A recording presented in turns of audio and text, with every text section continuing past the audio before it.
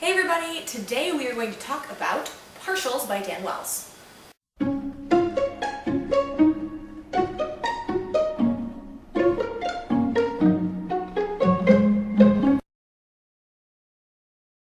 So Partials is about a girl named Kara Walker, and she lives in a post-apocalyptic world where the Partials, which are like engineered fake humans, so they're not cyborgs, they're actually like real organic living creatures, but they're not real humans. They've wiped out most of the human population, and the rest of the human population basically has been wiped out by this disease called RM, which attacks, I guess, the immune system.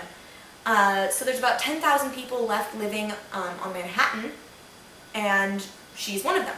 So she and her friends are really upset by the current situation, which is where basically the entire population of humans is immune to RM, but no children have been immune to it. So for 14-ish or so years, no new children have been born that live past the age of like 2 days old. So the situation is that everybody is being forced to have children at 18 years old, and it's this crazy world, and they're starting to think like, what's up with this? So Kira starts questioning things, and she goes out into the world to find out what's going on elsewhere. And so it's about her adventure with the Partials and trying to find a cure for RM, and it's really intense. So I loved this book completely, absolutely adored it. I love Dan Wells' writing. Dan Wells is fantastic. He wrote some horror novels called I'm Not a Serial Killer series, John Wayne Cleaver. They're young adult, they're not very horror, they're very like young adult-ish horror. So if you're squeamish, it's totally still okay. I'm totally squeamish, so, and I love them, so you should check those out too if you can. This is a complete turnaround for him. I was not expecting it at all.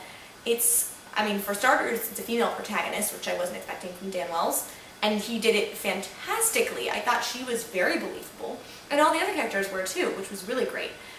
She's headstrong, very determined, and she doesn't waver. I was really into that. She doesn't ever like change her mind about things. She's always very steadfast and like she wants to do something, she's gonna get it done.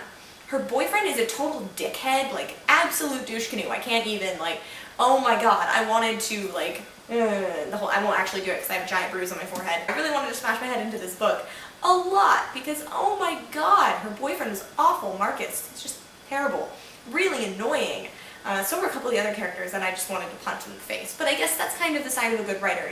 If the characters are really that annoying, like, and you want to actually punch them, it's a good sign. The Partial character, Sam, is awesome.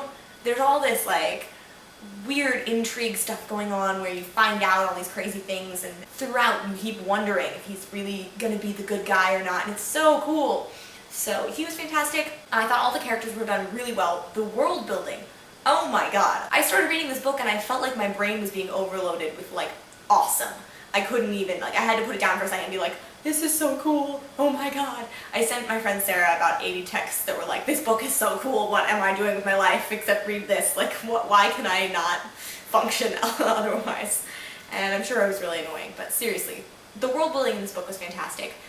I remember at the very beginning, the pace was a little bit slow, and I was like, okay, let's get to it. Come on, I know where this is headed, let's get to the action. But about the halfway point, when the action really like picks up and the big plot twist happens, I was so appreciative of that first half of the book that was a little bit slower, because if I hadn't had that, I wouldn't have been ready for the plot twist. And from a writerly perspective, it was done brilliantly, because the world building was worked in without having to be like, and here is a history of our world in one page or less. You know, it was done over time and explained through the act. It was shown rather than told, which I appreciated so much as a writer. So the storyline, let's talk about the storyline. Awesome, totally awesome. I mean, this puts all other dystopian novels to shame. I loved Divergent, but reading that book and then reading this book, it's like, that's what I wanted Divergent to be. I wanted it to be this book. I wanted every book to be this book.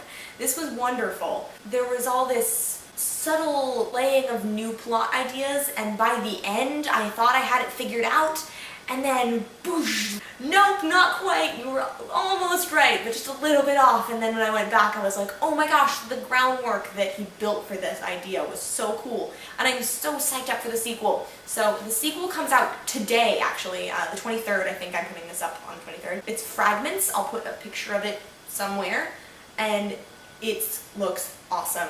I'm really excited for the sequel. I wish I could buy it right now, but I have no money, so I have to wait. But if you have money, you should go buy it, or go buy this. Wonderful, wonderful books. I cannot praise it highly enough.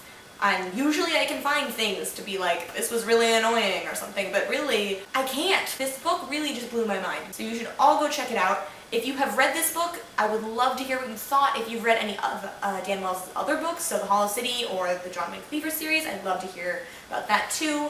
If you haven't read them, absolutely go out and buy them like right now. I don't know what you're doing with your life if you haven't. Leave those in the comments below.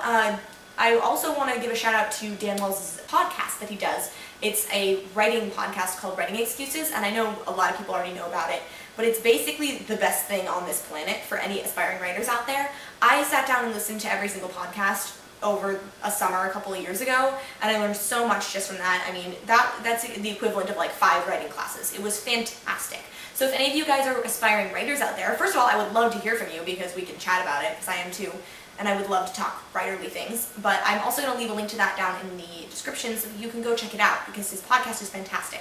So it's him, Brandon Sanderson, and Howard Taylor is on there. He's a webcomic artist and writer, and Mary Robinette Kowal, who is a historical fiction novelist, and she's amazing.